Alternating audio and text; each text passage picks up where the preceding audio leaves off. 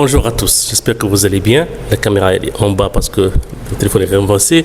Donc hier j'ai eu la chance de faire 10 entretiens pour un nouveau poste chez un client et je vais vous parler des choses magnifiques et des choses horribles que j'ai vues. Alors commençons par les bonnes choses. Les bonnes choses que il y a 5 sur 10 candidats avaient déjà une idée sur l'activité de l'entreprise et déjà avaient une très bonne connaissance du domaine. C'était une société dans l'e-commerce. Et c'était très bien, donc leur entretien s'était très bien passé, ils avaient bien répondu aux questions. Ils avaient des aptitudes techniques, qui est une grande partie, mais aussi, ils ont parlé de leur expérience, ce qui est magnifique. Leur aptitude à utiliser les outils de communication qu'on utilise tous, entre autres Trello, Asana, Notion et tout ça pour communiquer. Il y a même un qui a bossé dans une boîte qui utilisait Discord. Discord, c'est OK pour moi. J'adore aussi Slack. Donc, alors, il y avait un candidat qui n'avait aucune idée sur le poste. Il était de formation technique, développeur web, mais le poste était pour un intégrateur web. Et le mec n'avait aucune idée sur les CMS dont le client dépendait, comme par exemple WordPress, WooCommerce, PrestaShop et tout ça. Donc ça c'est une... Donc faites attention quand vous allez postuler, quand vous allez aller vers un entretien parce que ça, vous devez savoir exactement de quoi ça parle. Quand je vois un CV d'un développeur web, je présume qu'il a déjà des connaissances côté CMS. Et j'avais tort. Donc c'est ma faute à moi. Bon. Autre chose très importante, dans chaque compagnie de recrutement, quelle que soit la demande du recruteur, je dois absolument donner la chance à tous les candidats pour l'entretien. Même si je sais déjà d'avance qu'ils ont de faibles chances de décrocher le poste. Mais pour leur donner la chance d'avoir un entretien qui est déjà à mi-chemin entre être au chômage et avoir un job, c'est un très bon exercice qu'on accorde à tout le monde sans aucune distinction. Il y a même des clients qui veulent avoir que des CV de filles ou d'autres qui veulent avoir que des CV de garçons. Et nous, on ne fait aucune exclusion. Ça, c'est hors de question. Alors, je vous ai dit que la majorité des entretiens se sont très bien entretenus, se sont très bien passés. Et il y a un candidat en particulier qui avait fait le benchmark déjà du site du client. C'est magnifique. Il savait déjà le CMS derrière le site, les plugins, l'estimation du trafic et les problèmes qu'il y avait déjà. Et même il a suggéré qu'il a dit par son dernier mot au cours de l'entretien, j'espère qu'il y aura plein de projets parce que je pense que ce projet lui seul n'est pas déjà suffisant pour moi. C'est magnifique. Ça veut dire que ce jeune, il a déjà fait assumption qu'il peut gérer le site du client, qui était un casquette pour lui, parce que c'est un site e-commerce avec plein de problèmes. C'est tout à fait normal dans un site pareil. Et voulait faire plus.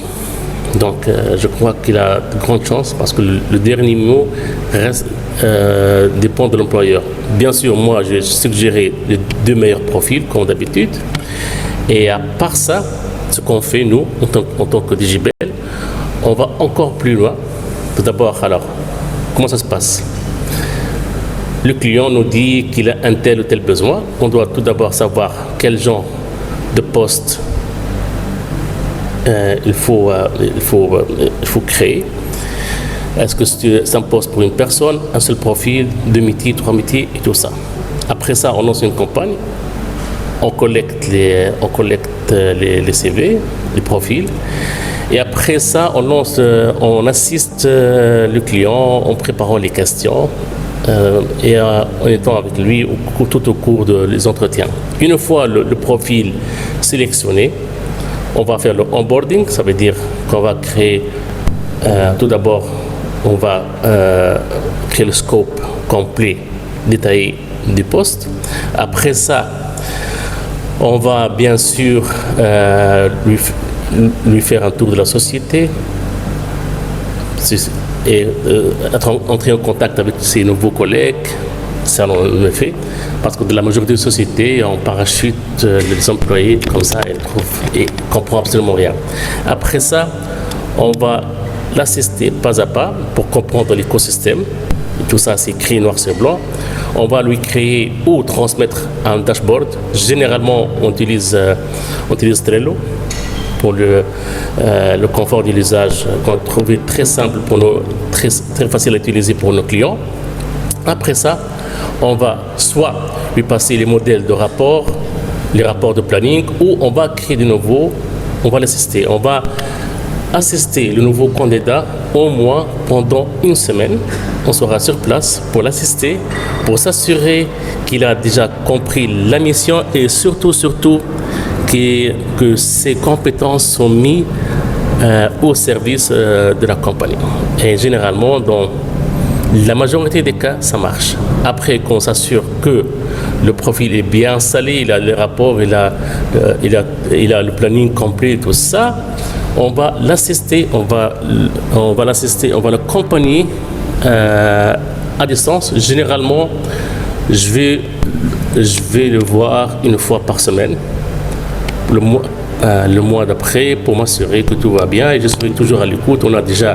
On communique généralement sur un groupe WhatsApp et je m'assure que chaque jour qu'il est en train de faire son boulot et s'il a des questions, je serai toujours à l'écoute et tout ça. Et entre-temps, une fois le premier mois clôturé, je vais délivrer un rapport de performance et de recommandations, une récap sur tout ça, bien sûr par email. Voilà. Donc, bonne chance à tout le monde, bonne chance à ceux qui cherchent un job et rappelez-vous que le job, votre prochain job vous attend. Il faut toujours postuler, il faut améliorer son CV et tous les conseils dont j'ai déjà parlé dans les autres vidéos. Excusez-moi pour mes performances pour cette vidéo, mais j'ai passé une nuit, comme on dit en arabe, zarga, parce qu'il n'y avait pas d'électricité et c'était horrible. Il n'y avait ni électricité pour se connecter, il n'y avait ni clim, donc j'ai passé une nuit pas du tout commode. Par contre, le deuxième candidat, qui était une fille, était arrivé très en retard. Les entretiens ont commencé à 10h, elle est arrivée à midi, mais on lui a accordé l'entretien.